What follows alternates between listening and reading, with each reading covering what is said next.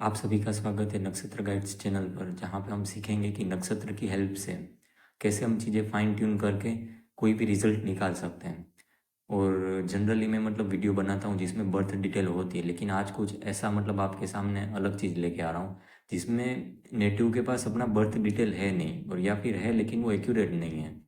तो ऐसी चीज़ों में क्या किया जा सकता है? तो ऐसे में जो होरारी कुंडली का हम यूज़ कर सकते हैं, ठीक है, जिसमें हम 1 से लेके 249 के बीच कोई एक रैंडम नंबर लेते हैं नेटिव के पास से, और फिर उसके बेस पे पूरा चार्ट बनता है, और हमें कि उनका जो भी स्पेसिफिक क्वेश्चन रहता है, जिससे इस केस में उनका इंटरव्यू से रिलेटेड क्वेश्चन था, तो उसका हमें आंसर मिलता है, ठीक है। और लेमन लैंग्वेज में अगर बोले तो प्रश्न कुंडली। तो इनका मेन क्वेश्चन यही था कि इंटरव्यू इनका क्लियर होगा या नहीं होगा। तो हम देख लेते कि इनका इनका जो मैसेज आया था वो 24 तारीख को आया था, ठीक है। और इन्होंने मेरे को नंबर दिया था 113। तो देखते कि प्रश्न कुंडली क्या बता रही है। देखिए, इंटरव्यू के लिए जो मेन हाउस होता है ना, वो 3 एंड 11 होता है, और साथ में कहीं ना कहीं 9th हाउस की भी ज़रूरत होती है। अगर थर्ड कस्पल सब लोग 9th house and 11th house show कर दे तो हम बोल सकते हैं कि इंटरव्यू क्लियर हो जाएगा। तो इनका हम देखें कि थर्ड कस्पल सबलोड क्या बन रहा है। इनका थर्ड कस्पल सबलोड बन रहा है सन, और 11th कस्पल सबलोड बन रहा है मून, और अगर 9th कस्पल सबलोड भी मून ही बन रहा है। मतलब हमें अब सन एंड मून का स्क्रिप्ट देखना होगा कि चीज़ें क्या हमें पता लग रही है।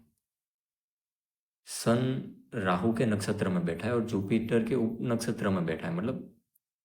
सन का नक्षत्र स्वामी राहु है और उसका उप नक्षत्र स्वामी जुपिटर है, जो कि सन थर्ड कस्पल सबलोड बन रहा है। तो चार्ट में देखें तो सन सन 9th हाउस में बैठा है, और 12th हाउस का लॉर्ड है उसका नक्षत्र स्वामी राहु, जो कि 6th हाउस में बैठा है। जॉब के लिए ये हाउस रहता है, और उसका उप नक्षत्र स्वामी वो वापिस से 9th हाउस में बैठा है। तो ये क्लियर है कि इनका इंटरव्यू क्लियर होगा, ठीक है। और डिज़ायर फुलफिलमेंट का भी थोड़ा देख लेते कि क्या है, कैसा है, ठीक है।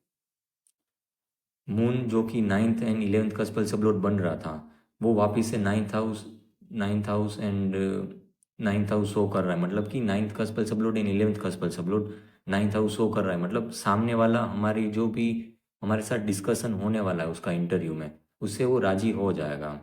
जो कि उसमें कि मॉनेटरी चीज़ें भी आ जाएगी क्योंकि सेकेंड हाउस है। लेकिन एक और चीज़ हमें कहीं ना कहीं पता क्या लग रही है, पता है कि मून का कनेक्शन 8th हाउस से बन रहा है, ठीक है। जैसे हम यहाँ पे देखें, वीनस वीनस के थ्रू हमें यहाँ पे 8th हाउस दिख रहा है, जो ये 8th हाउस होकर रहा है। और ये जो सन थर्ड कस्पल सबलोड बन रहा था, वो कहीं ना कहीं 12th हाउस का ओनर भी है। 12th हाउस का ओनर सन के थ्रू आ रहा है, और मून यहाँ पे 8th हाउस होकर रहा है। हम क्या कह सकते हैं कि जो इंटरव्यू में टर्म्स एंड कंडीशंस होंगे ना, उससे कहीं ना कहीं ये जो नेटिव है वो डिससेटिस्फाइड रहेंगे। इनका इंटरव्यू हालांकि 26 तारीख को ही था, जो प्रश्न कुंडली बनाई उसके 2 दिन बाद, 2 या 3 दिन बाद, हाँ। तो अभी तक उनका फीडबैक ऐसा कुछ अभी आया नहीं है, लेकिन जैसे आया तो मैं उनको बोलूँगा कि कमेंट में अपना बताएं। लेकिन कहीं ना कहीं इनका जो इंटरव्यू होगा ना, वो इंटरव्यू में सिलेक्ट हो जाएंगे, लेकिन ये सेटिस्फाइड नहीं होंगे। क्यों? क्योंकि या तो उनको सैलरी इतना अच्छा नहीं मिल रहा होगा, या कुछ ना कुछ डिससेटिस्फेक्शन रहेगा, ठीक है। और अगर साथ में दशा भी देख लेते कि जो 26 तारीख को इनका इंटरव्यू है, उस दिन दशा कौन सी है। दशा का जो कॉम्बिनेशन बन रहा है ना, उसमें भी हमें 3, 9 एंड 11 का ज़रूरत है, जो कि मून, वीनस, मर्क्यूरी और सैटर्न। तो ये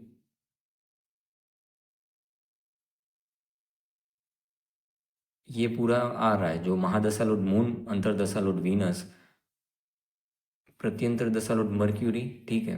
हमें ये इतने प्लैनेट्स देखने लाइक, क्योंकि 26 तारीख का बोला है। तो अगर मून, वीनस, मर्क्यूरी, सैटर्न, ये चारों भी अगर सेटिस्फाइड हो गए ना, तो 100% कन्फर्मेशन आ जाएगा कि इंटरव्यू क्लियर हो ही जाएगा। जो कि वैसे कस्पल सबलोड ने हमें बता ही दिया है कि क्या है क्या नहीं। Moon, Venus, mercury and Saturn. Moon, Venus, mercury and Saturn. तो जो मून है वो हमने देखा कि 9-11 मतलब कि हमें हर जगह पे 3-9-11 वाले हाउस चाहिए, जो कि ये सेटिस्फाइड कर रहा है। और वीनस ये भी सेटिस्फाइड कर रहा है, ठीक है। 10th हाउस आ रहा है जो कि करियर से रिलेटेड इनका क्वेश्चन था, लाइक जॉब है तो करियर वाली चीज़ें रहेगी। उसके बाद मर्क्यूरी, तो मर्क्यूरी भी 110, जैसे जो कि मैंने बोला कि जो सैलरी होगी ना वो मतलब अंडर पेड होगी, तो वो यहाँ पे वन फर्स्ट हाउस के चलते वो भी हमें पता लग रहा है। जुपिटर नक्षत्र स्वामी मर्क्यूरी का वो भी 9th हाउस होकर है, और राहु जो कि 6th हाउस में बैठा हुआ है चार्ट में प्रश्न कुंडली के। तो एक दो तीन तीनों प्लेनेट ने बता दिया, और चौथा था सेटन। सेटन जो कि खुद 6th हाउस में बैठा है, मतलब इंटरव्यू और जो जॉब से रिलेटेड बातें हैं। और केतु केतु 12th हाउस में बैठा है, जो हम यहाँ पे देखें तो केतु 12th हाउस में आ रहा है। तो चीज़ें कहीं ना कहीं डिससेटिस्फैक्टरी रहेगी, क्योंकि जो प्लेनेट होता है ना वो अपने नक्षत्र स्वामी का रिजल्ट देता है, और नक्षत्र स्वामी का रिजल्ट कैसा होगा वो हमें उसके उप नक्षत्र स्वामी से पता लगता है, ठीक है। प्लेनेट नक्षत्र और उसका सब लोड, तो सब लोड कहीं ना कहीं 12th हाउस 8th हाउस इस तरह से जुड़ रहा है।